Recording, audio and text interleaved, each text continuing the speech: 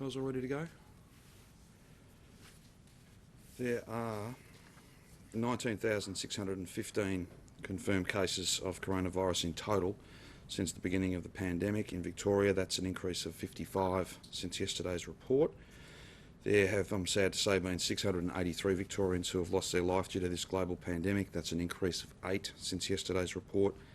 2 males in their 60s, 2 males in their 80s, 1 female and 3 males in their 90s. We of course send our condolences, our sympathies and best wishes to each of those 8 families. 6 of those 8 deaths are linked to aged care outbreaks. There are 238 Victorians in hospital. 22 of those are receiving intensive care and 13 of those 22 are on a ventilator.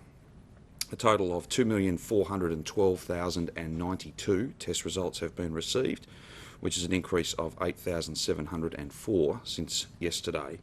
Just if I can pause on that for one moment, that is less tests than we would like, but we will see, I think, in coming weeks and months, with so little flu, so little cold symptoms, we will see less symptomatic people in the community in general. How that should be heard, how that should be, what that should basically motivate is anybody with even the mildest symptoms, because cold and flu is so low, if you have even mild symptoms, the chances of you having this coronavirus are that much higher. That's why it's so important that every single Victorian who has even the mildest symptoms, as soon as those symptoms begin, please come forward, please visit one of the more than 190 test sites across the state.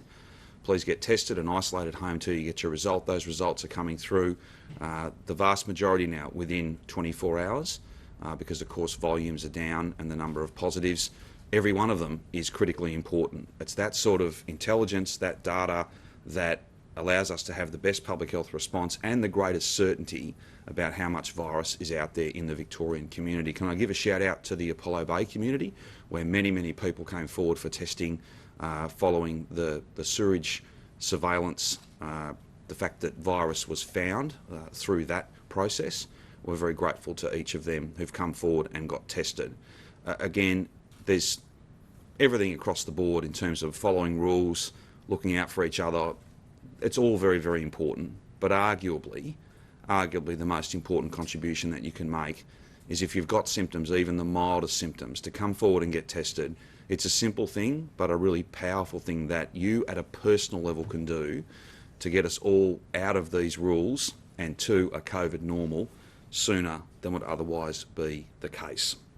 There are 4,344 cases of unknown source. That's a decrease of 25 since yesterday's report.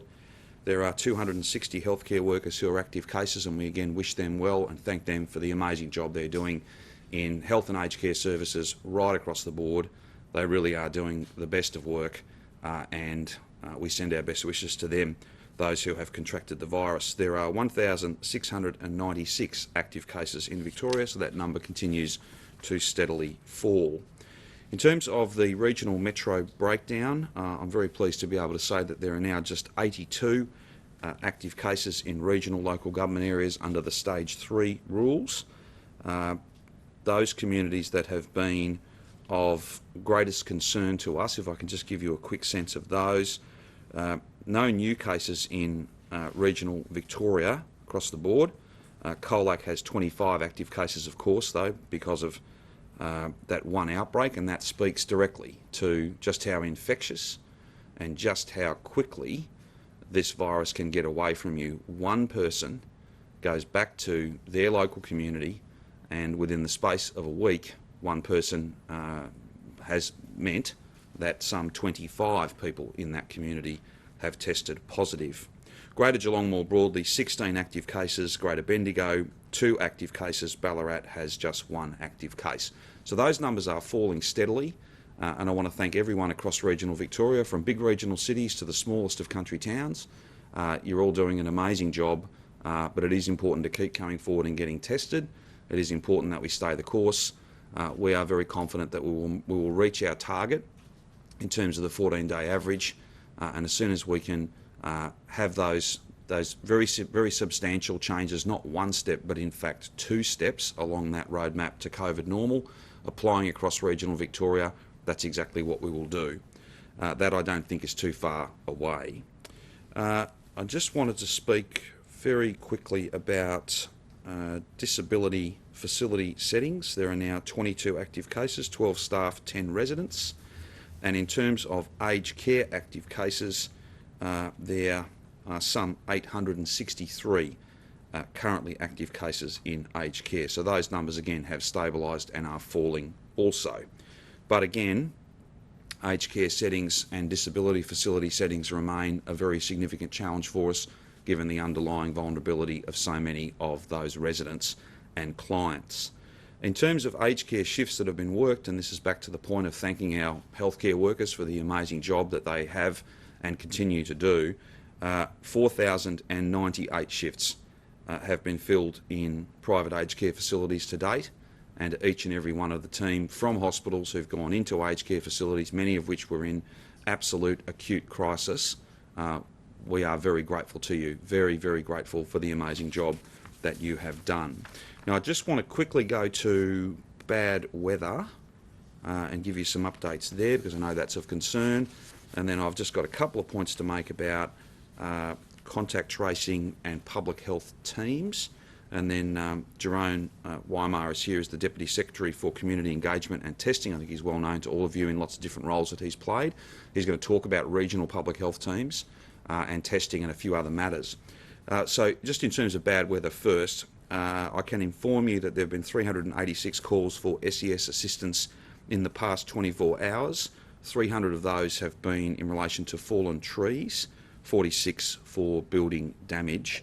Affected suburbs: Pakenham 17, Belgrave 16, Upwey 14, Millgrove 12 and Selby 12. The SES Emerald unit has been the busiest again. They've had a really challenging time these last couple of weeks, and I thank each and every member of that unit and all the SES and all of our emergency services. They do an amazing job whenever we call upon them. But SES Emerald unit have dealt with some 75 of those 380 call-outs. Due to severe weather in the Wodonga area, there have been some power outages which have affected approximately 30,000 households. All relevant agencies are working as hard as they possibly can, as quick as they can, to restore power, and if there's any further updates that I can provide, then I will do that in due course. I'm advised that whilst the majority of those are back online, there's about 3,200 that are still impacted, and if we can provide you with further updates on that, of course we will. And I just want to again remind Victorians that a severe weather warning remains in place. Vic SES and the Bureau will provide updates to you and through you to the community a bit later on today. Now, just quickly before I throw to Jerome to talk about some of the quite amazing work that he and his team, 2,600, 2,700 strong team, are doing in terms of our public health response. This morning I had a meeting with Commodore Mark Hill, who is the Australian Defence Force lead here in Victoria. The first thing I want to say is we're deeply grateful. As I said to him, we're deeply grateful to him, to his command, but also to all of his people who are doing really, really important work, and we're grateful for that support. They have well more than 1,000 people who are currently out there, whether it be door knocking, providing tasking and other logistical support from the centre, and then testing, doing a whole range of different roles. Very, very important work. We're very grateful to each of those ADF personnel. Beyond that, I'd also say part of that discussion and part of the work that's going on at the moment for many months now, we've had ADF as well as very senior public servants from the Commonwealth, whether it be the Chief Scientist Alan Finkel and others, that have essentially been embedded as part of our team. They've had full line of sight and they've done an amazing job, and we're very, very grateful to all of them for that advice, providing us with those second and third opinions, giving us that sense of confidence that there is a culture of continuous improvement and that we're finding sometimes minutes, sometimes hours, but there is always that work every single day, every shift, to try and be better, which I think is very, very important. To have achieved substantial improvements in all of the metrics that are reported as part of the National Cabinet dashboard on contact tracing and public health response, despite the fact that the task has got so much greater, is a real comment on just how committed and just how hard-working those teams are. I can inform you that the ADF and Chief Scientist Alan Finkel, who, as I said, have been embedded as part of that response and have been in regular contact with New South Wales and indeed other states in terms of any learnings, any insights that different public health teams might be able to provide from other parts of Australia and indeed the world. As part of that assurance process, that continuous improvement culture, and always checking and double checking to see whether there's something that might be improved, the Chief Scientist, the ADF and some very senior officials from the Department of Health and Human Services will later this week be travelling to Sydney, and they will again just double and triple check whether there is anything that is different between our response and the response in New South Wales. The other point to make, of course, is they've got case numbers at levels that we are heading towards, and there might be, when you are dealing with that particular challenge of very low numbers and trying to keep them very low, there may be some insights that they can provide us given that they are in a different place. All of that, though, helps to inform a very much tailored response in Victoria to the challenge that we face in terms of levels of community transmission, in terms of some of the dynamics, in terms of chains of transmission, those mystery cases and where infection is happening. That is very different in Victoria than any other part of our nation, but always sharing information. That's been going on since March, but just double checking and triple checking to see whether there's any further, even minor improvements. I think that's a very important process. I just want to now speak to some other announcements. We will be providing further information on the dashboard in relation to industry settings and particularly in relation to healthcare infections. And we're happy to take any questions about that offline, and if there's any further information that you need, we're more than happy to feed that into the process. We'll also be able to, as I announced yesterday, publish the 14-day rolling averages for Metro Melbourne, but also for regional Victoria, and we will have more regular reporting of contact tracing metrics. I can, in broad terms, I can confirm that we are just over 90% of those cases, positive cases, being interviewed within 24 hours. The reason that there are 8-9% of people that we can't get to within that time frame are the same reasons we've always talked about: not home, you might need a guardian or an adult to interview a child and may not necessarily be present, door knocked and can't be found, and then there will be, not every day, and it is in very, very low numbers, and I make this point not in relation to our disease response or transmission, but in terms of chasing a 100%, that is talking to every single person. There will from time to time be people who are not willing to be part of that process. In terms of close contacts, we are at 99%. So just 1% of people, for exactly the same reasons, cannot be contacted. The door-knocking activity that the ADF and authorised officers have led and continue to do of all cases and all close contacts, low-tech, an old-fashioned, common-sense way of doing things, but one that has served us very well. There's no other jurisdiction, I think, doing that work, but it makes the point that it's appropriate here, and that's exactly why we continue to do that. In terms of, finally, just before I ask Jerome to speak to some other matters, I can announce today that we will, in coming weeks, establish at least 5 suburban contact tracing and public health, that is coronavirus response teams. They will be in the north, south, southeast and west of the state. So we will have across the north, across the east and southeast, the west also. We'll make sure that we have got those local teams who I think come into their own when there is very low numbers, but the tolerance for keeping those numbers low is also very, very small.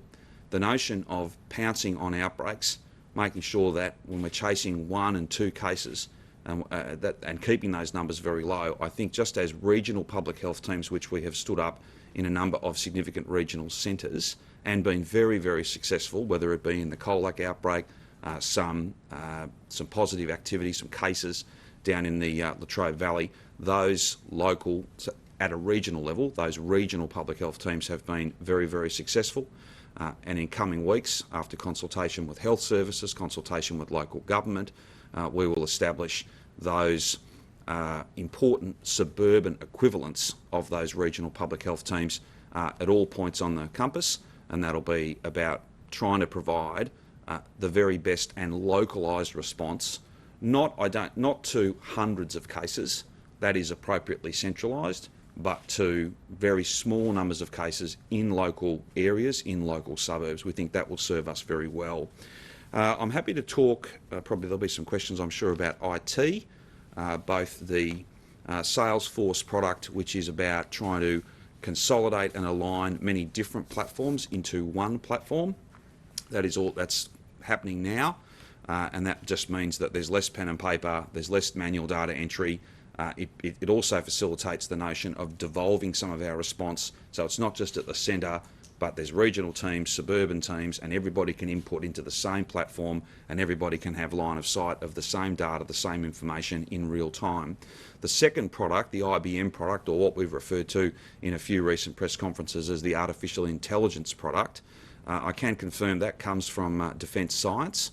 That's not its first purpose. It's used for other things, and that's a matter for the ADF, but it has been adapted. It has been retrofit, if you like, to give us some of the predictive capacity that can help you pick up patterns that might not necessarily be obvious. That is in development now. That is being stood up as we speak.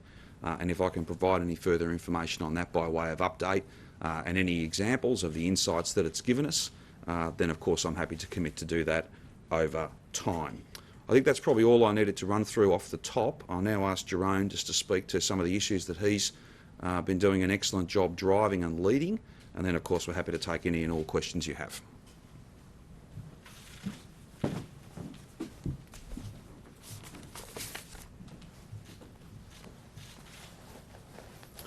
Thank you, Premier.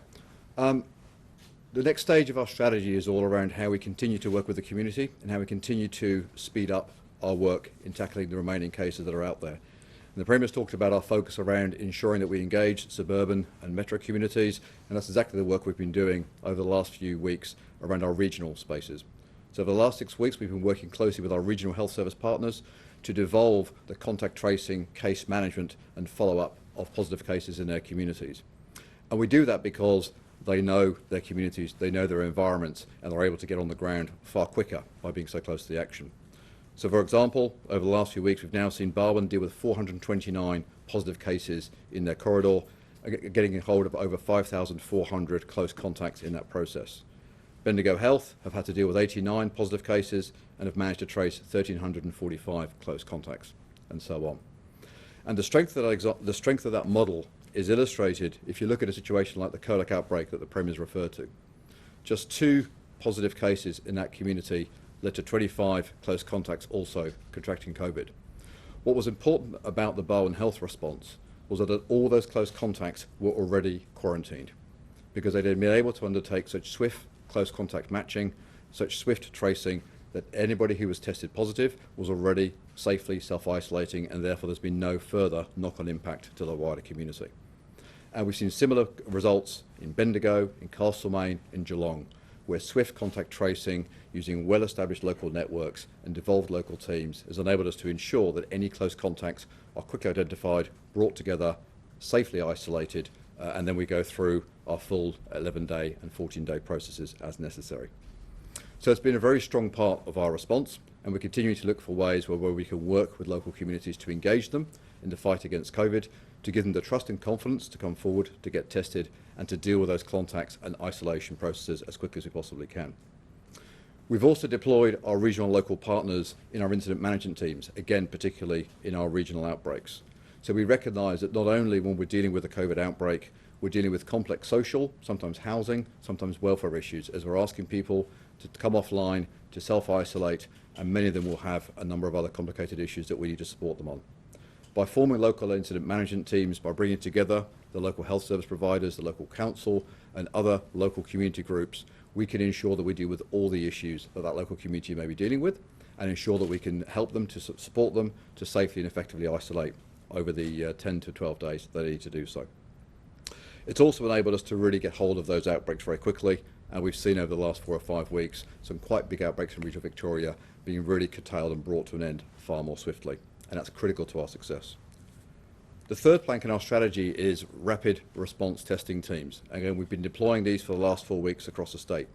There's now 11 rapid response testing teams, 6 of them within the metro area, 5 of them across regional Victoria. We've now had almost 70 deployments of those rapid response testing teams over the last few weeks. They alone have already dealt with around 6,000 tests in that period of time, and we're applying them in a range of complex and difficult situations. So as well as asking people who are able to do so to come forward for testing when they feel they have any symptoms, what we're also saying is when we're seeing a complex outbreak in a supported residential service, in a disability service, in a complex industrial process, in a youth group within Corio, in an educational setting, even in the Melbourne Seafood Centre, we will deploy the rapid response testing team to support everybody who's potentially impacted to make sure they get tested quickly and safely and they understand exactly what they need to do. And we will continue to deploy those rapid response teams over the coming weeks ahead as the cases start to reduce and as it becomes increasingly important that we get our hands around any potential outbreak that may be occurring. And finally, Premier, we've also launched 4 weeks ago the Call to Test programme, which is dealing with the most vulnerable members of our society, people who are unable to leave home safely. We have now provided over 1,000 tests, 1,076 safe COVID tests to people who are unable to leave the home to ensure they can also get properly and effectively tested. And we found a number of positive cases in our community and be able to deal with them to support them through that condition. So all in all, this is all around our ongoing work around how we support the Victorian community to give them access to safe, effective, reliable testing, but also to ensure that they get swift results and ultimately have trust and confidence in the system. My final request would be to ensure that people who feel they have any symptoms at all, no matter how minor, no matter how slight, please come forward to get tested. Do not wait a day, do not wait 2 days, come forward, get tested, we'll deal with you quickly, you'll have your results quickly so you can get on and know you're not going to put any further risk to people around you. Thank you. Happy to take any questions you have. Premier, given what 14-day average is looking like for regional Victoria at the moment, is there a chance that they might be able to skip stage 2 and go straight to stage 3 on Sunday? Well, they're already taking one, potentially 2 steps more than Melbourne. We'll just have to be driven by the data, Lunny. The trend is very good, and we're very proud and very grateful to everyone in regional Victoria who is doing the right thing. I know these rules are not easy. I'll just go back to the point I made yesterday, and there's been a bit of commentary about, well, you know, why can't communities that have no cases jump well and truly ahead and jump right now? The key point is that's no cases that we know of, and I think the Apollo Bay wastewater, the sewage testing result just gives you a sense that this can be in a local community and no one knows it, because it does present often very mildly, and of course not everybody who's got symptoms comes forward and gets tested. As I said yesterday, if it was a situation where we were asking all of regional Victoria to wait 6 or 8 weeks before they could take those safe, steady steps towards a normal, then we probably would have said, okay, we need to divide regional Victoria up into different zones based on risk, based on data. I think that they'll be able to take some very significant steps soon because the trend is with us, the trend is good, and that's all it's a credit to the work that Jerome's just talked about, but it's also a credit to every single person across regional Victoria. I guess what I'm asking is, given that the threshold is 5 or less over 14 days, and yesterday it was at 5.3, so you'd assume that in the next couple of days it will get below 5. Yep. Is there a chance that come Sunday they can just skip that second step? Well, let's not make announcements until we've got the data, but we will ease in regional Victoria based on the data and the science, and we will take as big a steps as we can, provided they are safe. That's the really important thing. And we didn't put a timeline on some of that. We said that it would just need to be about when we got to that 14-day average, because we knew and we expect that we may get to that quite soon. We're very, very close now. But the last thing I would ever want is for people in regional Victoria who've given so much, numbers have got so low, we've got to make sure that when we do take those steps, that we've got a good picture of how much virus is out there, and that it doesn't get away from us very soon thereafter. Some contact tracing. Are you adding any people to the overall team, whether you collect all these teams up in one, or are you just shuffling people around to more localised teams? No, I think there'll be additional people, so it'll be a mix. There might be some leadership positions that are essentially from the centre, that might go out to those teams. The final design is not yet settled, but the model across regional Victoria is they've been added to the overall team. We'll use some health service staff, for instance. So when I say added, there may be some people who are not necessarily doing this work now, but they're on the payroll. They're working in a hospital setting, for instance. We'll also look to local government, whether there are any supports that they can provide, and then we'll stand up those teams. But I think the majority of those additional team members will be extra, or at least they will be tasked to this important work when that wasn't what they were doing, if that makes sense, Simon. Why has it taken 5 months of the pandemic for you to get to this stage? We've had questions raised months ago about how, compared with other states, Victoria didn't have that localised capability. Why has it taken so long to develop it? Well, this comes into its own when numbers are very low, and that's the position that we're moving into now. So, numbers were very low between the first and second wave. well, indeed. This is about continuous improvement. It's not about saying that, there isn't an opportunity to do better. It's looking for and often it'll be very, very small improvements, but the lower the numbers get, the lower your tolerance and threshold for error, the margin for error gets so slim that it's then appropriate to devolve, and that's exactly what we're doing. There'll still be a very, very big team at the centre, but having the most localised response. For instance, I'll give you an example. I spoke with Commodore Hill this morning about the fact that a case, well deep into regional Victoria, where there's not necessarily the laboratory capacity, would mean you had to send that swab all the way to Melbourne. That it can add 2, 3, 4 hours to that turnaround time. Once you get down to very, very low numbers, though, there are a number of health settings, a number of hospitals who can run 1 or 2 tests. They can't do a long run of tests, but they can do very small numbers, and they can turn them around without all that travel time. So, for instance, some things become possible, some things come into their own, some things become absolutely essential when you get to very, very low numbers. So I think that just as regional teams have played a critical role in the low numbers in regional Victoria now and keeping them low, suburban public health teams, coronavirus response teams, will be a very important part of that final push to get the numbers right down and, of course, to keep them there. That still doesn't explain why you didn't do that, 3 months ago before we... Well, this second wave is very different to the first wave. Very, very different. And that you could have prevented the severity of the second well, wave I don't by accept that. implementing some of those things. I don't accept that at all. The key point here is with the amount of community transmission that we've got, with the amount of cases that we had, a more centralised model worked, and that's not a matter of my opinion. We've gone from 725 cases to 41 yesterday, 55 today. That's a strategy that's working. That's a strategy that it's full of sacrifice, it's full of a lot of hard work from many, many people, and again, I'm deeply grateful to everyone who's playing their part, but I don't accept that view.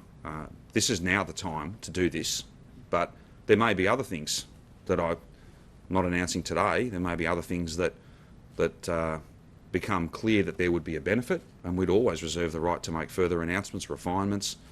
That's what a culture of continuous improvement's all about. What about going to New South Wales, though? I mean, that's something that could have easily been done weeks and Well, weeks ago. I mean, the federal government has been raising that as an Well, issue for to that, a long well, time. on that, no, hang on that point, there's been constant communication. But it's important not just to find things that are different, but to potentially just to double check that there are no differences. So it's for two purposes. It is appropriate, particularly given what they're dealing with now, very low case numbers. They are where we want to get to and where we will get to under this strategy. It's just appropriate to sit down and double check, triple check. No one could have literally counted the number of times there's been phone calls, Zooms, data being shared. It is absolutely connected. We speak with our colleagues. In fact, they've been doing some contact tracing for us as part of when things were at their absolute peak. So there is a very strong connection, but it's always worthwhile going firsthand, not over a 45-minute Zoom meeting, but in person for as long as it takes, just to double and triple check that there's nothing that might be changed or any insights, any experience. The other thing too is that it may not necessarily be that there's much found that's very different at all, But because New South Wales are dealing with very small numbers of cases, that's a different challenge to dealing with hundreds and thousands. So they may have some insights into what we can expect to confront, not right now, but in 3 weeks, 4 weeks, 5 weeks' time. So it just makes perfect sense. When did we first realise that we would need to localise our responses and start establishing suburban and regional response units? Well, it's not a matter of realising that it had to be done. This is a choice, because the way regional public health teams have worked, and the fact that we've got numbers well down from the peak, so we're into below 100 cases, and we're going to keep driving those down even further. As I said to Rachel, the kind of margin for error gets really, really small, and the Colac example shows you. One person, two people, next thing it's 25 people. But if it's well managed, as that outbreak has been, and I want to congratulate all the team at Barwon Health and all their partners, and indeed the people involved. They've been asked to do certain things, they've done them, and that's why, to the best of our knowledge as we stand here today, something that could easily have been 100 cases or more is not, it's 25. When did the public health team recognise that this would be an important step to take? I think that people have wanted to see how regional teams worked. It's been something that's been talked about for a while. It's not necessarily being stood up next week. We're announcing that we're planning to do it. We need to get that model right. We're very confident that we will. But on Rachel's point, at the start of the pandemic, like right at the beginning, before things even got out of control in the first wave, Professor Brett Sutton had lauded New South Wales' decentralised system, and that was a good thing. So we have known for a very long time, even before the first wave, that a decentralised system would potentially help in being able to contact trace and suppress the spread of the virus. So why has it taken 5 months to actually implement it? Well, because the judgment was not made that it would deliver a significant dividend when you had cases at 700 per day. But it does come in. Well, you'll need to speak to him about those comments. I'm not here to interpret what he may or may not have said. With the greatest of respect, in terms of when a devolved model is of its most utility, its greatest benefit, it is not when you've got 700 cases. It is when, in fact, it can actually make things a good deal more complicated. If you've got ADF talk about a single source of truth, having all the information sitting in one place, and having the certainty that the numbers you're looking at are in fact the real numbers, and you've got a real picture. The notion of devolving out and trying to duplicate and replicate, fighting 700 cases a day, there is an argument that could in fact not be the right thing to do. However, and this is the key point, when you get to a stage when numbers are very low and you want to keep them low and the strategy is depending on you keeping them low, then you can devolve out and you can have that really quick, localised response where you try and use as much local knowledge as you possibly can. That's exactly why we're making these announcements. Given we have 700 cases. Let's go to Bridget and then we'll go to Rachel. Given the outbreaks at the start of the second wave were concentrated in the north and the west, why now? Well, but just think about that for a moment. So the outbreaks were concentrated in the north and the west. We essentially had a devolved team. Like the majority of a team that was a couple of thousand people big from Lonsdale Street were working almost exclusively on outbreaks in the north and the west. So the office building you work from when you're at that stage of a wave is far less important than when you are down to ones and twos and you have to keep it at ones and twos. So that's the point that I'm making. That's the advice that I have, and that's the decision that we've made. Premier, we didn't have 700 cases back in June. We had days of 0. Are you saying that this localised, system that you're introducing now, these improvements, wouldn't have been useful then? Well, it's not a matter of me trying to interpret what might have been useful or not in a very different wave 3 or 4 months ago. I don't know I'm talking about the beginning of the second wave. I'm asking whether it would have been useful in prevention of the extent of the second wave. Well, that was not the advice. It's not. I just want to make the point. When you are about making continuous improvement, then that's exactly what you have to do. And that's not about digging in and saying, well, this is perfect and it can't get any better. That I don't think would be a very productive way to go. What instead we've done is at different phases of this pandemic as it has presented, we have employed different tactics, a different strategy, done things differently. For instance, we weren't door knocking right at the beginning of the second wave. But very soon thereafter, we knew that that was an issue, and that making sure that everybody was where they were supposed to be, but also to provide support, information, that was a useful thing to do. I haven't got a total door-knocking number, but it's many tens of thousands. So what is appropriate, what is effective at one point doesn't necessarily hold for very long, and that's why you have to always look for those improvements. Do you acknowledge, though, that if you'd put into place some of these systems before, going up to Sydney earlier, bringing in place these IT systems, getting these localised hotspots happening, if you got that into place earlier, perhaps would you acknowledge the second wave would not have been as severe? I wouldn't say that localised public health teams or regional public health teams or some officials going to Sydney to do a triple check. It's not like they haven't been talking. They're in constant contact. I wouldn't accept that.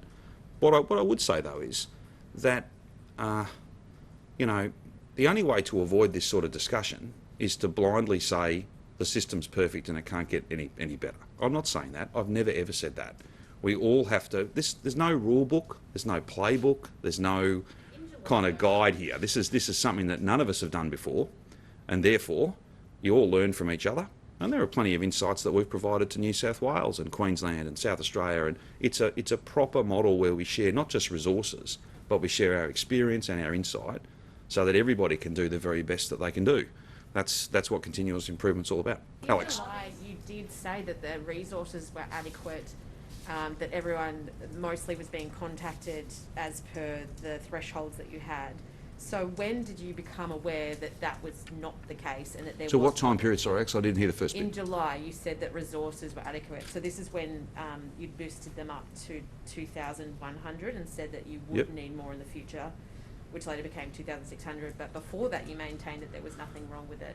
Well, I don't think I've ever... there was nothing wrong with that after, and it wasn't under-resourced. So when did you become aware that the contract tracing team of teams had issues and that needed to be adjusted? Right, so I think, Alex, as I've tried to explain on many different occasions, and we can go back and check the record, but I think every time I have spoken about resources, I've always been at pains to say, and I can't rule out the need to do more. So logic tells you, as the task grows, the team needs to grow. And that's exactly what's happened here. But it's also looking back at that point that the 2,100 wasn't adequate at that time. Well, I don't know. You claimed it was, but now when you're looking back at it... Well, I'm not here to make claims. I'm here to talk about facts. And as the task grows, the team grows. And I can't rule out, just for the purposes of absolute completeness, I can't work out that the team won't grow tomorrow or the team won't grow the day after. It's grown at every point it's needed to grow. The other thing too, if you sort of flip your question, if we look ahead 3 or 4 weeks and we've got numbers that are much lower than these, the temptation for some, and no doubt there'll be some calls for, well, why are you continuing to employ people when numbers are, why is the team as big? Why hasn't it shrunk? Because the task has shrunk. Well, there'll need to be a real sense of conservatism in that to make sure that we've got a workforce that can flex up, that can be boosted in the event that we had an outbreak, and we needed to have not just an excellent response, but something even above that. There will come a time when even for instance, the COLAC example that's been used, you'd even want to do better than that if you can. If you can get to people even faster, then of course that's always what you'd aim for. To that point though, the teams were disbanded. There is allegations that the teams were disbanded between the first and the second wave. Have you gone back and looked at that at all? Well, part of the problem, I think, Alex, is when you believe, to the best of your judgment, to the best of the advice, that you had it beaten, only to then clearly we hadn't. You have to learn from that, and that's exactly that's some of the thinking that I think will go on, already is, but it will continue to go on as we move into this next phase.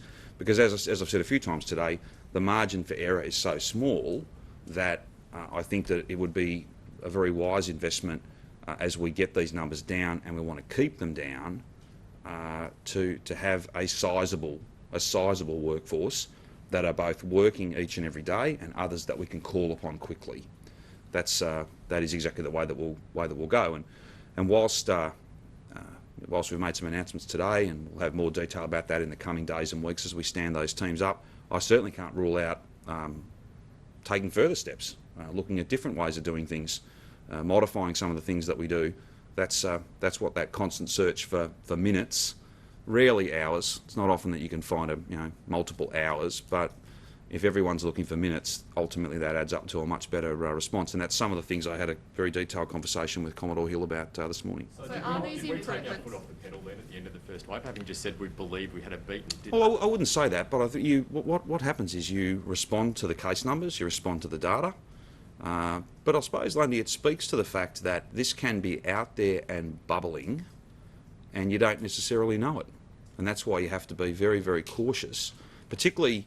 And again, comparisons between the two waves are quite hard to make, because we didn't, for instance, have, to the extent we have in the second wave, the amount of large household, high risk workplace, that sort of interplay between those. We didn't have many of the communities and postcodes that have been the centre of the second wave. We didn't see very many infections there at all. Let me give you one example. We haven't talked about this for a little while because some of the steps we've taken, I think, have largely addressed it. But for instance, the notion of insecure work, the notion of people going to work even though they were sick, through a sense of, well, I can't afford to not work the shift, that was not really a feature of the first wave, because we had different groups of people who were positive cases. We didn't have the percentage, particularly of blue-collar workers in the north and west, for whom insecure work is sadly a feature of so much of those industries, so much of that economic activity. So the two waves are very different, but there'll be lessons from all of them. And what I'm saying to you today is every day we're searching for those, and every day we're searching to find the minutes that all add up to the quickest and best response possible. And I don't think that process ever ends. I don't think you'd ever say any model in any state or any nation in the world is perfect. There'll always be room for improvement, and that's why you have to search for that every day. You So can any use the of Colac these- example, Sure. Premier. I mean, it took them days, though, to plead with the government for assistance with testing and also with handling the outbreak. And I'm talking about Colac in the last week. Okay, you're just talking, not the initial first outbreak. No, where I'm they talking brought about in- what Jerome is talking about is events in Colac in the last week, where one person travels from Melbourne. There's then obviously the first person that was infected by that person, and it spreads inside a week. Actually, it was less than 7 days, and goes from 1 or 2 as the first cases to 25 people. That has been locked down. I think regional public health team's been a really important part of that, but as well, those 25 people have all done the right thing, and we're very grateful to them. Can I ask you about the first wave of Colac, which it did take them days, though, to plead for assistance from the government, and then eventually Barwon Health got involved after some days. Is Yes. this sort of model trying to fix a lag like that? Well, this sort of model's trying to get the best, fastest response to any outbreak anywhere in the state. That's exactly what we're trying to do. I can't change what might have occurred in the first wave. And look, there was a bit of back and forth around perhaps some people who thought they were close contacts but in fact were not. There were some testing issues. Again, I don't have the notes on that exact case here with me now. But again, no response is ever 100% perfect. And you need to acknowledge that, and then you need to use that as a source of motivation and an absolute compulsion to find improvements. Rarely are they massive in nature, but even lots of small improvements add up to a better system. The Prime Minister said that he hopes that the thresholds you announced on Sunday were the worst case scenario and that Victoria... Well, I just say to the Prime Minister, the worst case scenario is being open for 3 or 4 weeks and then being closed down again. That's the worst case scenario. Absolutely, that's the worst case scenario. And I'll continue to work very closely with the Prime Minister and his team. We're very grateful for the partnership that we have. But in my judgment, if I could be so bold as to have a judgment on these things, I think I've got some insight into what's happening here in our state. The worst case scenario is you're open for 3 or 4 weeks because you pretend it's over when it isn't, and then we're all back locked down again. The only way, the data, the doctors, the science, the only way to go is to do this in safe and steady steps. We'd all like it to be different. We would all like to be able to open everything up tomorrow. But we could do that. We could do that, and there'd be 15 minutes of happiness, and then we'd be back locked down and arguably facing an even worse situation than we face now. Not to downplay the challenge that we face now, it's very, very significant. But when all your advisors, when the science, when the data, and data trumps modelling, let's be very clear about that, and every day that passes we have actuals, not just what we project, we have actual data. When it's as clear cut as what it is, you can't open at 41 cases, you can't open at 55 cases. You can open at a much lower level, but only in a safe and steady way. How are you Businesses factoring wondering why they business can't support? open at New South Wales level, for instance.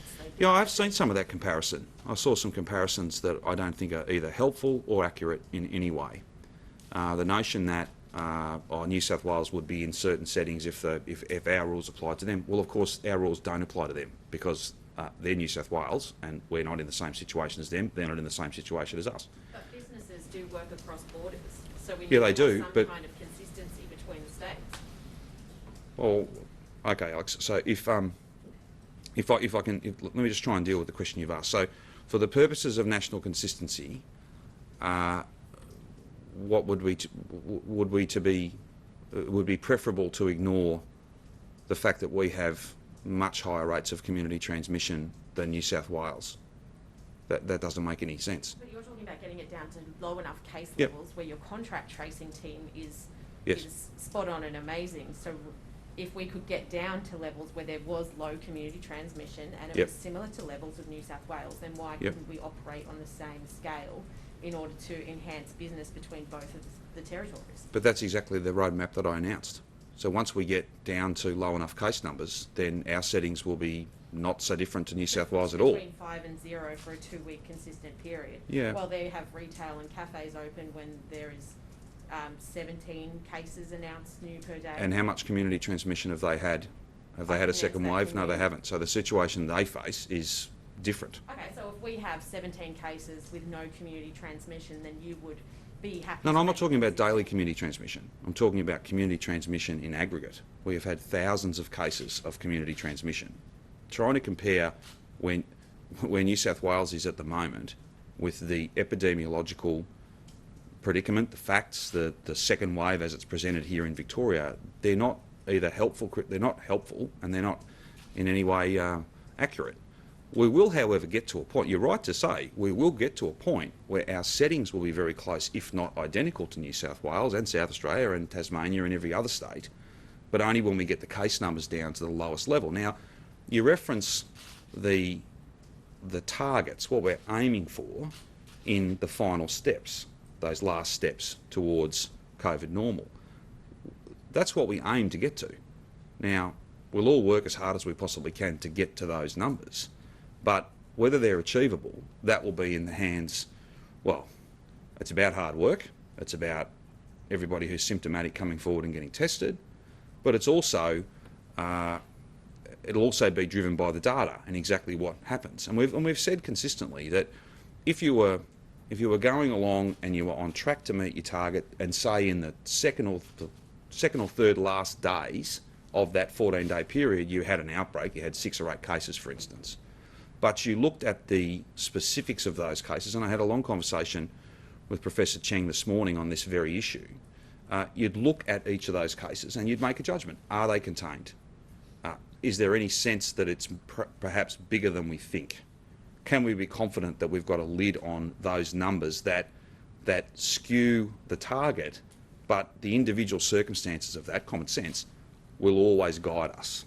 So I don't think we're in fundamental disagreement. We're all working to get to the same place, low case numbers and defendably low case numbers, as every other state. And then there'll be the national consistency. But at the moment, if we said, well, we need to try and align the rules, you can't do that because we're in a very different place. Premier. Not just today, I mean, but in you look at the last months, this wave, from almost every perspective, is very different to what other states are dealing with. I mean, that you will move to align the rules as we get lower down to those case numbers, or is that never going to happen? Oh, well, look, again, the exact settings that are in place in New South Wales are a matter for the New South Wales government. For instance, their border is closed. We'll get that border open though by driving our numbers down as low as we possibly can. So there'll be an ultimate point where things are in broad alignment. But even coming out of the first wave, the way they treated poker machines, for instance, was different to the way we did it. The way they treated all sorts of different businesses. There will have been, whilst there's similarities, whilst there is a need for consistency in that ultimate sense, things are different in Sydney, different in regional New South Wales than they are here. Lots of things are similar, but there are some differences also. Business support. Sorry? The business support far off getting landed yet? We'll make some announcements quite soon, as I said yesterday, and I think. Can you say when? So Well, many businesses are making life, in a business sense, life the or death restrictions. calls at the moment. The restriction announcements that we made are painful, they're challenging, we acknowledge that, we understand that, but we're giving business an opportunity to provide direct input to the government about the support that they need. And I think that's a fair and reasonable thing to do. I think that's a very important thing to do, and as soon as we are ready to make announcements, they'll be substantial, very substantial. But it isn't for today, but it will be soon. Will it be within the next week? Oh yes, we'll have more to say soon, but today's not the day for that. So And the reason, sorry? Sorry, Premier. What would be your message to a business owner that is making that really tough decision as to whether to lay off staff, whether to shut down pubs, are shutting, Well, there are JobKeeper arrangements that remain in place. There are job seeker arrangements that remain in place they do change, but they're there for some weeks to come before they go to a lower level. There is substantial business support that we've provided already, and we are going to add to that. And we'll add to that in a substantial way. But it's important to get the development of that package right, and I think that I put it to you this way, Simon, if there's criticism that it's not today, it might be in the days to come, because that's being driven by listening to business, fine, people can make that call if they choose to. I think the most important thing to do is to listen and try and get that understanding, and it might not necessarily be the vast majority of the package, but there might be some smaller targeted things we can do, and the best way to develop those things is by listening, and that's exactly what we're doing. Will you consider a Victorian-style for what we need? Is that job seeker for when? Well, there are ongoing consultations, and they will inform the design of the package, and I think that's the best way to go. Will you Bridget? consider a Victorian-style JobKeeper and job seeker for when the federal support ends? Well, the federal support doesn't end until next year. It comes down from one level to a lower level at the end of the month. We're in discussions with the Commonwealth. We'll finalise our package of support, and we'll continue to work with the Commonwealth, and we'll all work together, I think, to make sure that hardship drives the policy response, and we do as much as we possibly can to get businesses, families, workers, communities to the other side of this. So is the Prime Minister being as helpful as you'd like at the moment? I've got a good relationship with the PM. I'm not in any doubt that he, just as I, understands that there's no place for politics in this. There's just no place for politics. This virus will not be defeated by playing politics. It'll be defeated and put back into a manageable place by all of us being focused on working as hard as we can in as unified a way as possible. That's our challenge. It's big enough without adding any other challenges. That's why I've made the point last couple of days that politics has never been less important to me. That is not leadership. It is not what's needed. If you try and do just what's popular, then we'll be open for a little while, yeah, and then we'll be closed again, and that's not good for anybody. So just on what Bridge just asked then. They've taken swipes at you, they've taken swipes at your decision to extend the state of emergency legislation, as well as the contact tracing efforts here in Victoria. Do you think they are playing politics? Well, that's entirely a matter for others to judge. I'm focused. Do you think they are? Do you think Well, I'm their not here to give you, responses, I'm not, with the particularly greatest of last respect, week, Samaya, I'm not here as a political commentator. The political commentary is for you. The analysis of how you see things playing out, that's entirely your role, and it's a very important role. I work well with everybody that I need to work with. That's what this job's all about. It's not about what political party you're from. And frankly, leadership in a crisis is never, ever about politics. It's about doing what is right, not just doing what's popular, because that won't get you anywhere. Well, nowhere in a sustained sense anyway. Just back to what Bridge was asking Sure. in terms of JobKeeper and JobSeeker. Yep. You said hardship will drive the decision. How much hardship do you think is going to be created by the drop in JobKeeper payments, and is there a case for Victoria topping that up, given what the Prime Minister said yesterday? Yeah, I absolutely understand the question and why it's asked, but I have been pretty consistent about this, and it goes to the point about how you best engage to get the best outcome. Not the best outcome for me, the best outcome for Victorians. And I think you always maximise your chances of getting the best outcome if you have those sort of really significant discussions, not so much at a press conference, but you do that one-to-one, and I'm grateful to the Prime Minister for the fact that that's the relationship we've had, that's the way that we've done things for a very long time now, and I just don't think that should change, and I don't think that it will. On the JobKeeper, you said that you were going to speak to the Prime Minister about women working in childcare that were reporting Yes. much larger job losses. Have you had a chat to the Prime Minister? I understand that I've not had a conversation with the Prime Minister on that issue because it was, I think it was allocated to ministers, and they've had James Merlino as the Deputy Premier and Early Childhood Minister has had a conversation with Dan Tehan. Alex, you remind me about that. I'm more than happy to chase up what the outcome of that conversation was. I'm not entirely sure. Obviously, those settings do change quite soon in relation to childcare opening up again, which I know is welcome news for parents and particularly women across Victoria who, for not the best of reasons, but it's a reality, so you have to acknowledge it, finish up often carrying much more of that childcare load if you don't have a sector.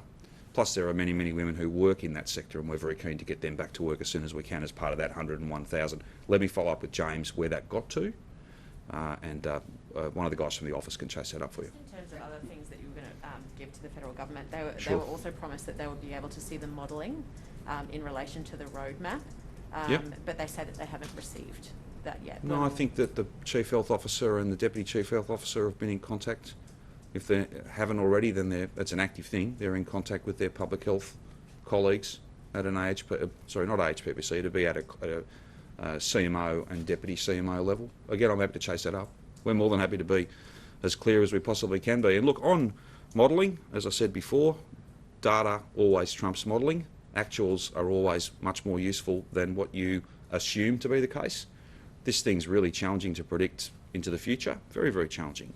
But you do your level best to put as many inputs into a model, run it again, not just one uni but two, and we will continue to run these models based on not so much assumptions. Well, sorry, assumptions will still be part of it, but today's data, yesterday's data, all the data that comes in along the way, that will inform the model also, and it'll inform the outcome, and it'll inform and become a more reliable predictor of what the kind of case number trajectory is and when we might find those levels. And that could mean dates change, all sorts of changes can happen based on actuals, and the fact that, it's a pretty common sense thing. It's also a rule when it comes to public health and infectious diseases. There's nothing better than data. Data is always better than any model, even the most sophisticated model you can possibly design. On the issue of opinions, we've got a fantastic scientific and medical community in this city and in this state, and it's fair to say, if you put 100 of them in a room, they'll come up with many different views on many different issues. That's a healthy thing. That's a wholly good thing. But at some point, this is not an academic exercise. It's not a doctoral thesis. This is live, it's active. You have to call it, you have to make a decision, and then you have to get on and get the job done. And that's exactly what we've done. I mean, business is really worried that the targets are too low. They're worried that actually Victoria will never be able to achieve them, and some of them are worried they're never going to be able to reopen again under your roadmap. Is what you've set out this week realistically achievable for Victoria? It is. For instance, if you'd said, let me just use this as one example. Many of the same people, and I'm not criticising the fact that they are concerned that these numbers are very low. They are very low. And they have to be in order to defend that normal and not be bouncing in and out of lockdowns.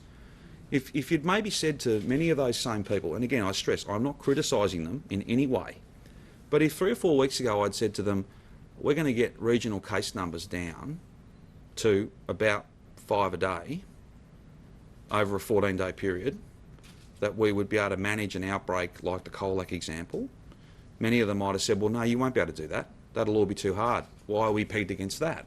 So I suppose what I'm saying is businesses, workers, families, communities can be positive about the fact that the strategy is working. And the regional Victorian example, testing numbers have remained above the WHO level.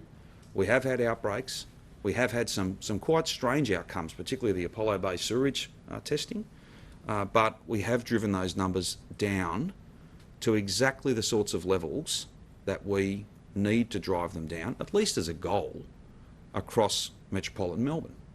Now, as each day passes, as each set of actual data, not presumed or assumed data, gets put into the model, things become more accurate, things can change. We always reserve the right to make sure that there's common sense involved in this. And as I said before, I think to Alex's point, if there was an outbreak or a series of cases on the last day of a 14-day period, then we would very, very carefully look at each of those cases and make a judgment about, did that materially change the risk? And if the answer back was no, well then there are circumstances where you could still move forward. But it is a bit too early for us to predict exactly where we'll be.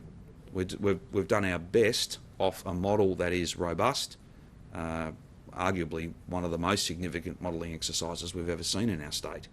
But again, the data, the actual numbers, always trump the modelling. Just to go back to Alex's point around Sure. modelling and data, how much of the, I guess, what did the Victorian government provide to the modellers to ensure the modelling was very specific to Victoria? Well, all of our, well, let me give you, I'll try not to be as descriptive. I'll try and give you a list of things that I know were inputted. Exactly how much weight was given to each, that's the data. I'm not a data scientist, so not a matter for me, but I'm happy to try and follow up.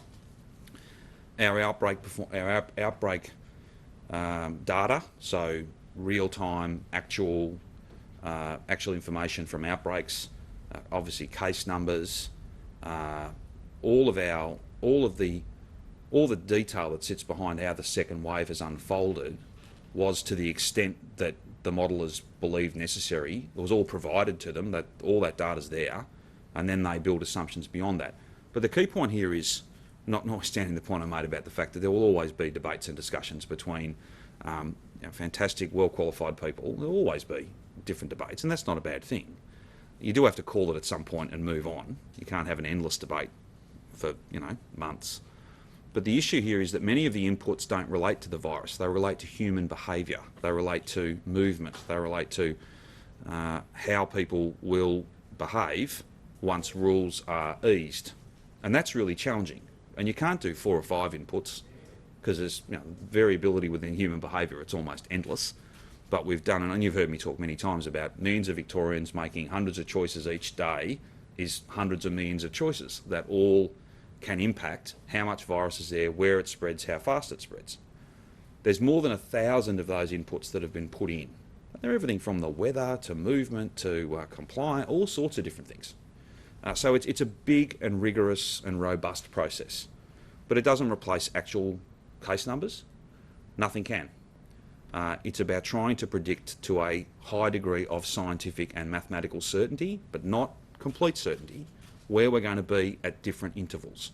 If we are ahead of that curve, if we are making progress earlier than we otherwise thought we would, that's all to the good, and we will factor that in. And again, this is not a static thing. It's not like it's been run and now that's the only model. The model will continue to evolve as more and more inputs that are less about speculation or less about trying to presume what people will do. It'll be more about hard data, actual data. Premier, Governments Councillor have- Sisting has told the hotel quarantine inquiry today that DHHS had ultimate responsibility for hotel quarantine. Given that you're announcing a suite of improvements in that department today, where's the Health Minister, and do you still have faith in her? I do. She's off attending to very other important matters. She has other very important matters, I should say, sorry. She has many different things to do. We all do. And that's why, much as I'd like to be able to say, Rachel, that the only hour and a half that I have to do things in any given day is the hour and a half I get to spend with you that I enjoy above all else, it is not. I do lots of meetings. I was up early today. No doubt the Health Minister was too, and I'll be up till late tonight. We've all got lots to do. I have confidence in her, complete faith in her. She's working as hard as she possibly can, as we all are, including you guys. And just on this protecting our healthcare workers plan that you Yes. said in this press release was launched on August 25. By Yes. August 25, we'd had almost 2,800 infections in healthcare workers. Yes. Why did it take that many infections and almost 5 months to launch a plan to protect healthcare workers from COVID? Well, I wouldn't say that that was the first time there was a plan. There's been plans, and I think I don't have the numbers to hand, but many times, and indeed well before that day, I think I took you through, in a really practical sense, the amount of work that goes on to receive orders for PPE from the centralised warehouse, to package them up and to get them out within the same day. Many different plans, a lot of hard work, but given the increase in numbers, we said we needed to go and do a big piece to analyse exactly how much of that was hospital-based. And I'll just remind you, if memory serves me correctly, first wave, about 22% of infections amongst healthcare workers were acquired in hospital. I think that is now closer to 80%, so 79, I think, if my memory is correct. High 70s in any event. I'll get the numbers for you. But two very different waves, two very different circumstances. So I wouldn't accept the notion that just because we released a comprehensive plan there based on the latest epidemiological analysis and a proper review, that there wasn't a plan before that. There were many plans, lots of hard work, and it's appropriate to update that and sometimes to bring together lots of different plans into one strategy, and that's exactly what we've done. Is there any Maria, why chance aren't kids in COVID Year 6 could go back to school at the start of Term 4, given it's their last term in primary school and transition to Yeah, I high school understand that moving that's a forward? milestone year. I've got a year 12, a year 10 and a year 8 in our house, and they were all grade 6s, and it was all a really important milestone for them. No one's in any doubt about that, but it's too early for us, Lundy, to be able to confirm what those arrangements will look like other than the announcements we've already made. So week beginning the 5th, remote learning continues in Metro, but there's the GAT and some other assessments. Following week beginning the 12th, Prep 1, 2, 11, 12, Year 10s for the purposes of any of those Year 11 subjects they're doing, and specialist schools. In regional Victoria, obviously, they are all students at all schools back. Premier, why aren't COVID positive Victorians being told to upload data to the COVID Safe app? Why isn't the Victorian government using it? I'm not sure that they're not being told to do that. I'm happy to chase it up though. Look, I'm regularly invited, if I can be no way critical, Bridget, but I'm regularly invited to tee off on the app. I am. It's a fact. I don't know how many questions I've been asked. I just want to make this point. The app comes into its own when we're open. That's when it is at its most powerful, right? If you are at home, or if I had to list my close contacts, chances are most of you will be my close contacts because I spend roughly 2 hours in the same room as you, even though we're distanced. In terms of face-to-face 15 minutes, that'll be my family. That'll be a handful of senior staff. So I would be able to, like so many Victorians, I would be able to list my close contacts, and I wouldn't need a Bluetooth handshake, an electronic handshake, to tell me who I had been with. However, once we start opening up, I encourage everyone, do what I've done, do what Kath's done, download the app. It'll come into its own, and hopefully it'll be as effective as it can possibly be once we start to open up. And we're all spending time with people that we can't necessarily list because we don't actually know them. That's when the app comes into its own. It's fine to keep inviting me to be critical of it, but I'm not going to, because the time when it will be really important is not now. It's when we start opening up again. On these suburban response units, you'll be working with local doctors and local Correct. government. And local hospitals as well. Local hospitals as well. Local councils have their own environmental health They do. officers, similar to a public health team. They do. Have any of them been seconded to the DHA? I understand, yes. I understand we've been drawing on those resources. Let me come back to you about that. But Since when? I'm not sure, but I think we've been. It's fair to say that any public health physician, any person who's got that kind of expertise in infectious diseases, and these would be the local council environmental health officers, I think is the term, if I can remember correctly. They deal with the Legionnaire's outbreak, food poisoning, all of those sorts of things, really important work. I think we've been making good use of those people, and many of them, probably before we even thought to ask them to help, were volunteering to help. So let me try and come back to you on that. Yeah, can you just Notwithstanding, they've got their other work to do too, even though it's probably different work because the amount of places that are closed, but they still do have their own important functions to perform. How many and since when? Sure, they've been that's fine. utilised? Yeah. A person from the Alfred has just appeared before the inquiry and admitted that they actually used their own staff contract tracing program because the department's contract tracing wasn't very prompt. Do you think that's a vote of confidence in the state's contact tracing team that one of our top hospitals took it on to do it themselves? Well, I think it's important to acknowledge that hospitals, by and large, do their own contact tracing, and that isn't new. What about the fact that they said it wasn't? Well, I don't know what they've said, and I don't know how well informed they were or what basis they made that claim. But hospitals have, by and large, perhaps even more than that, actually, do their own contact tracing. That isn't something that's new, and that's not something that'll change. They're uniquely... The fact that they've commented on, they've specifically commented on the department not being prompt, you don't think that's not a vote of confidence? Well, that's, in the system? again, I haven't seen those comments. I'm not here to comment on a process that is underway. If I were to spend all my time here before you talking about evidence that's been led, then we would scarcely get to something else, anything else really. I'll speak once the findings come out. But in terms of hospitals doing contact tracing, that is not new, and that is not a reflection, as that individual seems to have opined, about performance. It is a reflection that hospitals are uniquely placed as health professionals with an acute understanding of patients and staff and movement in and out of the facility they run to do that contact tracing themselves. It's an integrated approach though. They work with the public health team, but that's just the best use of the best skills, Alex. How has the roadmap to recovery impacted unemployment modelling, and how many more Victorians do you expect to lose their jobs over the next few months? It's too early for us to be able to put a definitive number on that. Part of consulting with business obviously means you formulate a package, and the package will have a direct impact. So there'll be a time for us to speak in more detail about economic modelling, but that isn't today. Hopefully we can provide some updates on that soon. Brett Sutton told radio this morning that the curfew wasn't his idea. Sure. Can you tell us whose idea it was? Well, the curfew is about the enforcement of these rules. It's not about crafting the rules. It's not about crafting public health measures. I'm not quite sure what the point here is. There are only certain reasons to leave your home. If you don't have a valid reason to leave your home, then you can't leave your home. And the fact there's a curfew in place, that does grow by an hour. It extends out to 9 o'clock quite soon.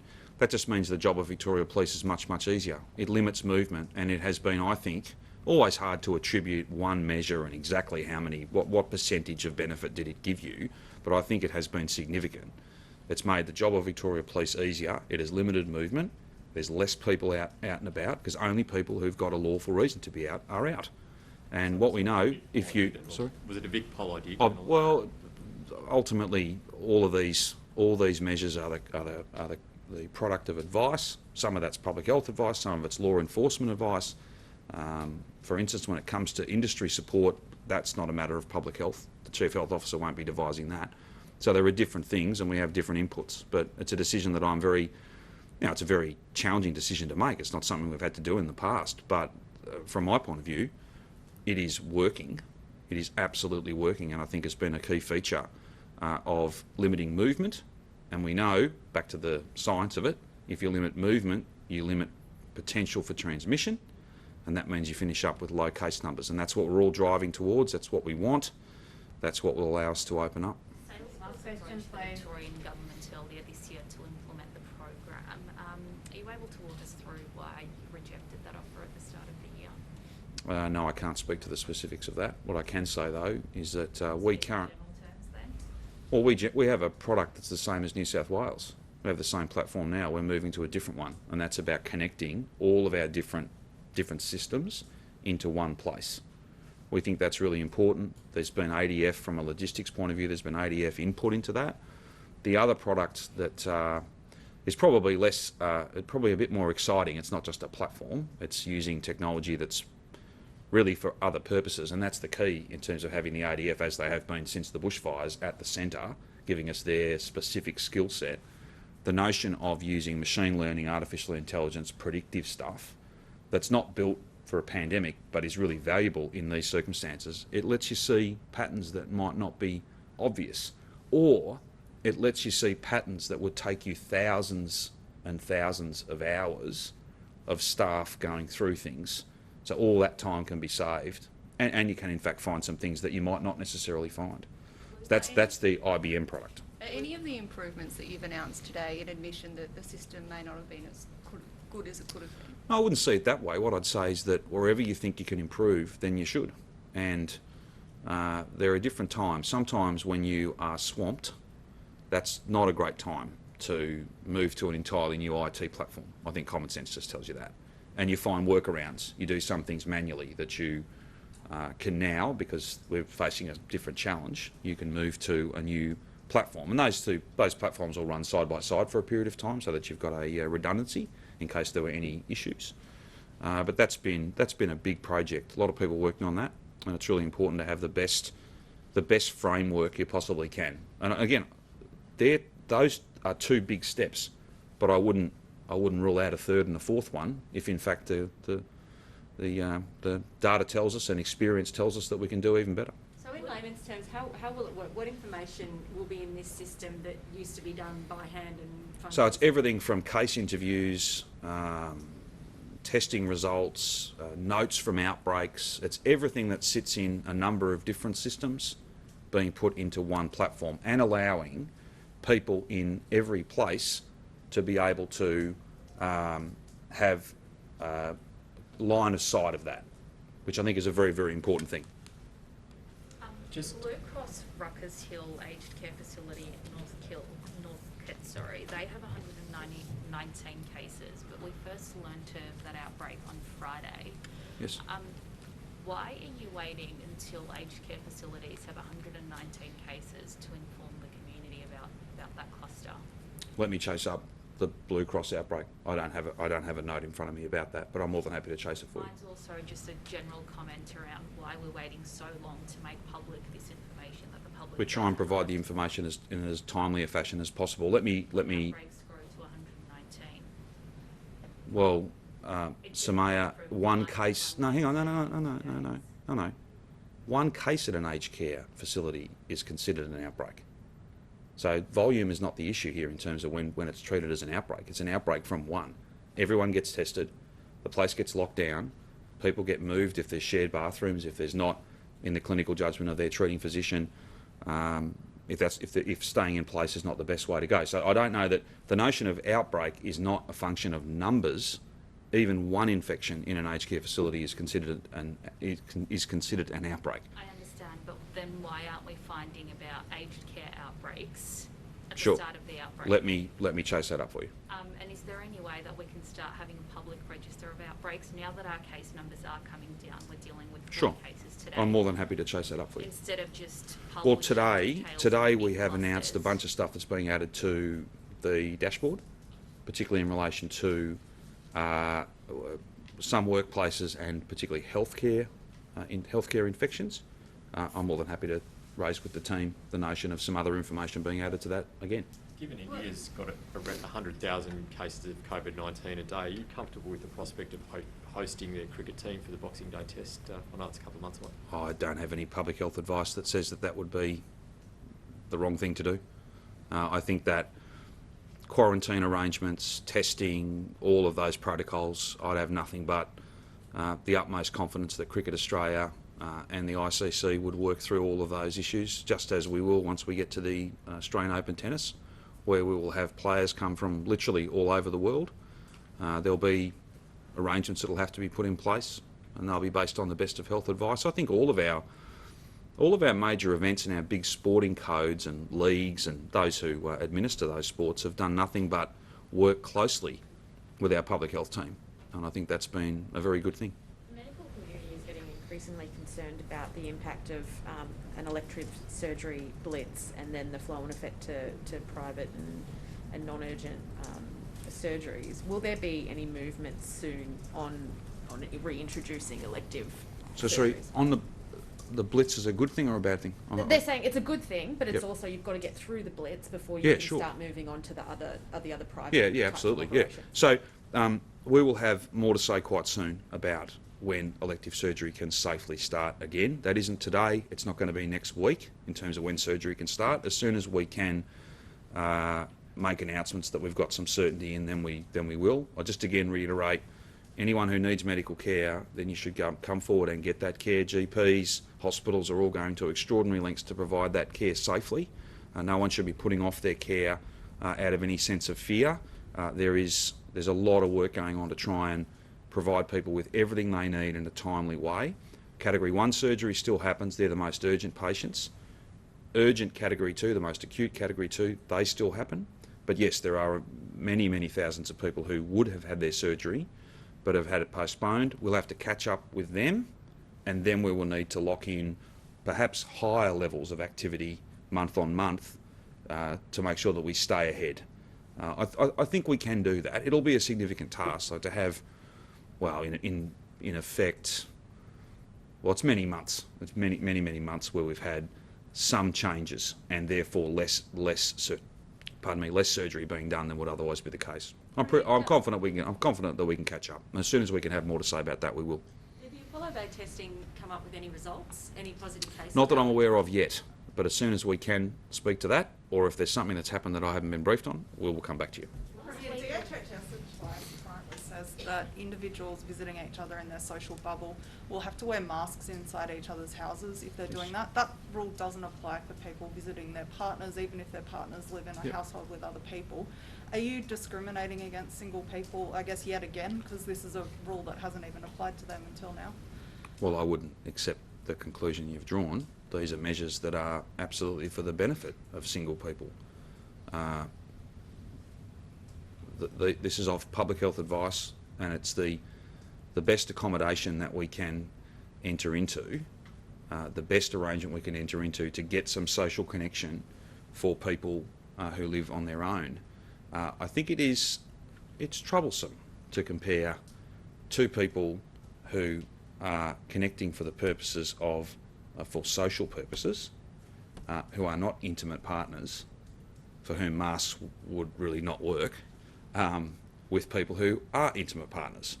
So I don't know that the comparison is a fair one. These arrangements are the product of having listened to singles who've done it very tough. We acknowledge that. But given that the interaction would not require, it's not intimate, then a mask is something that I think is appropriate, and that's where the public health advice has come from. They'll potentially be sitting around a dinner table, sharing a meal, though. Is it actually practical Well, I think to if you expect them to be wearing masks? Well, I don't think that the public health advice expects you to wear a mask when you're eating. That's not. If there's, I'll tell you what. I'll tell you what, Rachel. If there's public health advice that says that, I'll follow that up. I don't think it does, but if it does, I'll follow it up.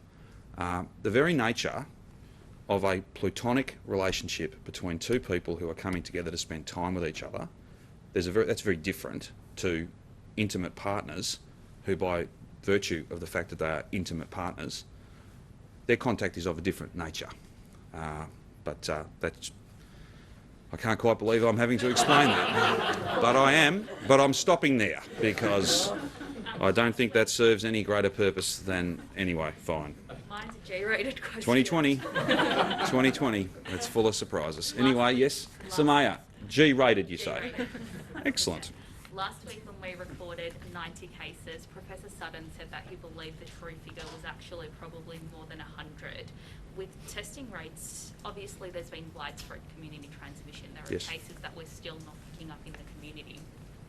With testing rates coming down, how much, or I guess, how widespread do you think community transmission is, and how much are we still not picking up? Yeah, look, I think it's probably best if we take that on notice and have maybe a longer discussion about that at a briefing in a few days' time. We'll get someone from Alan or Brett or someone to come back and maybe take you through that. Look, I think it's important though not to say, oh, there's cases there we're not picking up. No. The key point is not everyone. This is just logic. Not everyone who's symptomatic comes forward and gets tested. We need that. We need as many of those people to do that as we possibly can, and that's why the appeal. I know I do it, multiple times every day. Jerome's done it today. But the reason we, like a broken record, ask people to get tested is that in some ways there's nothing more important than that. Any symptoms at all, get tested, and get tested as soon as those symptoms begin, and that's a really powerful contribution that you can make. Given that we've had widespread community transmission over the last few months, regional Victoria's 14-day average is, as Lundy said, Very about close, 5.4. Yeah.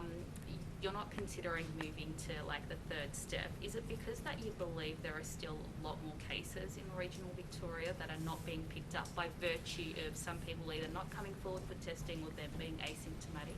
No. What I would say to you is Lundy asked me a question that was essentially wanting me to predict what was going to happen in a few days or weeks' time.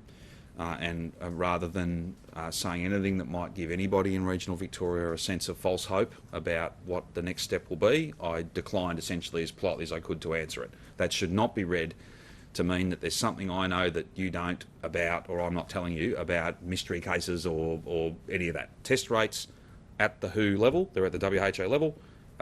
We have confidence that we're finding what's there, but then, that Apollo Bay sewage result did, I think, that was a big surprise to people, to have a community with no cases, no positive test results, I should say, but to have the presence of the virus. And again, I think Professor Sutton spoke to some of the things that might have driven that. But that's just another example. Sewage testing at the levels we're doing now is not the same as it was months and months ago. So it's just another example of always trying to find, the best, most contemporary, all the tools you can find. When Victoria hits low or no cases, will you still retain the current capacity of contact tracing, or will you scale it down?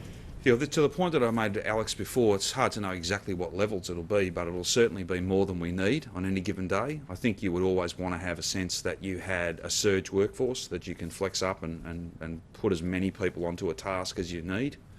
That's being a bit conservative on those staff numbers is a good thing, I reckon, particularly given the nature of this second wave, the amount of community transmission, some of the challenges, and the fact that it is fundamentally different to the first wave. It's a good thing. So I can't. It's not that decision hasn't been made, but my preference, and therefore I think the outcome will be that we keep the team as big as we can, so that we can respond as effectively as possible. Any other issues of any rating? No? Very good, thank you. I will see you tomorrow.